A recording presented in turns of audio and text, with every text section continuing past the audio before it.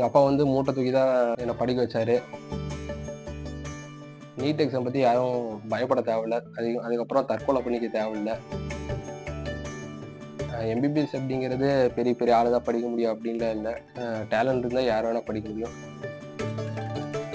Medical college Theni மாவட்டம் கிடைச்சிக்கு ரொம்ப சந்தோஷமாக இருக்குது.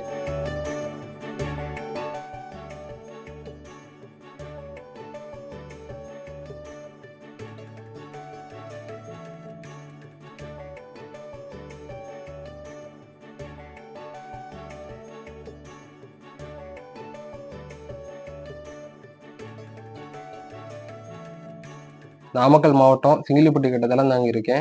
என் பேர் இளவரசன். எங்கள் அப்பா பேர் வந்து ஆறுமுகம். எங்கள் அப்பா வந்து மூட்டை தூக்குறாரு, கூலி வேலை தான் பார்க்குறாரு. எங்கள் அம்மா பேர் சுகுணா. எங்கள் அம்மா வந்து வீட்டு வேலைக்கு போகிறாங்க. நான் வந்து 12வது வந்து சவுத் ஸ்கூலில் படித்தேன். அதுக்கப்புறம் எம்பிபிஎஸ் பண்ணலான்னு ஆசை வந்துச்சு. அப்போ வந்து என்னென்னா, நான் வந்து ஃபஸ்ட்டு ஒரு தடவை ரிப்பீட்டர் பண்ணேன். இப்போ எனக்கு வந்து 514 மார்க்கு கிடச்சிருக்குது. தேனி கவர்மெண்ட் காலேஜ் இப்போ கிடச்சிருக்குது. இப்போ வந்து இந்த காலேஜுக்கு வந்து சேர்றதுக்கு வந்து அதிக புக்ஸு, அதுக்கப்புறம் வந்து ஸ்டெதஸ்கோப்பு, கோட்டு இந்த மாதிரி எக்ஸ்பென்சிவாக ஆகிறதுனால டீச்சர்ஸ் கொஞ்சம் ஹெல்ப் பண்ணுற மாதிரி இருக்கிறாங்க. அதுக்கப்புறம் இன்னும் கொஞ்சம் ஹெல்ப் கிடைச்சா கூட நல்லா இருக்கும்.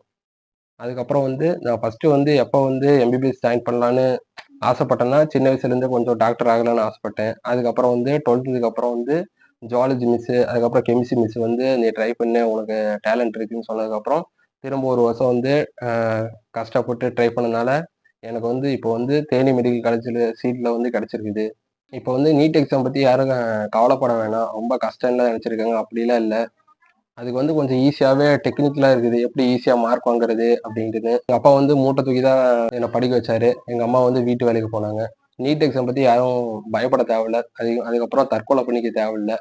ஒரு வருஷம் இல்லைன்னா கூட இன்னொரு வருஷம் ட்ரை பண்ணி ஈஸியாக கிளியர் பண்ணிடலாம். 12th முடிச்சதுக்கப்புறம் தான் அப்பா கிட்ட ஃபஸ்ட் சொன்னேன். அப்பா வந்து சேர்றான்னாரு. அப்போ வந்து அவளுக்கும் எங்கள் அப்பாவுக்கு இதை பற்றி தெரியாது. அப்பா வந்து ஓகே அப்படின்ட்டாரு. எம்பிபிஎஸ் அப்படிங்கிறது பெரிய பெரிய ஆளு தான் படிக்க முடியும் அப்படின்லாம் இல்லை.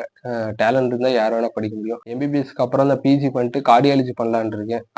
அது பண்ணிட்டு நிறைய பேர் ஹெல்ப் பண்ணலாம் அப்படின்னு, மருத்துவத்துறையிலும் நிறைய பேர் ஹெல்ப் பண்ணலாம் அப்படின்னு ஐடியா இருக்கு. எங்கள் கிராம மக்களுக்கு வந்து ரொம்ப மகிழ்ச்சியாக இருக்குது. ஏன்னா எங்கள் ஊர்லேருந்து ஃபஸ்ட்டு டாக்டர் நான் தான். அதனால ரொம்ப சந்தோஷப்படுறாங்க எல்லாரும். அதுக்கப்புறம் ஃப்ரெண்ட்ஸ் பார்த்து நல்லா இருக்கு, நம்ம நம்ம இதுல இருந்து ஒரு ஆள் போயிருக்காரு அப்படின்னு ரொம்ப ஹாப்பியாக இருந்தாங்க.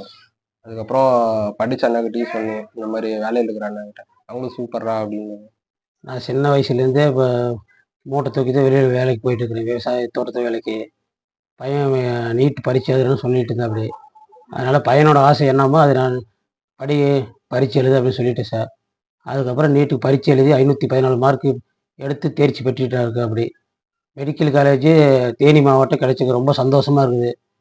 அவனோட ஆசை என்னமோ படிக்க வச்சு நான் படிக்கணும்னு சொன்னப்படி அதனால் உங்களுக்கு விருப்பம் போல் படிக்கணும்னு நான் சொல்லிட்டேன்.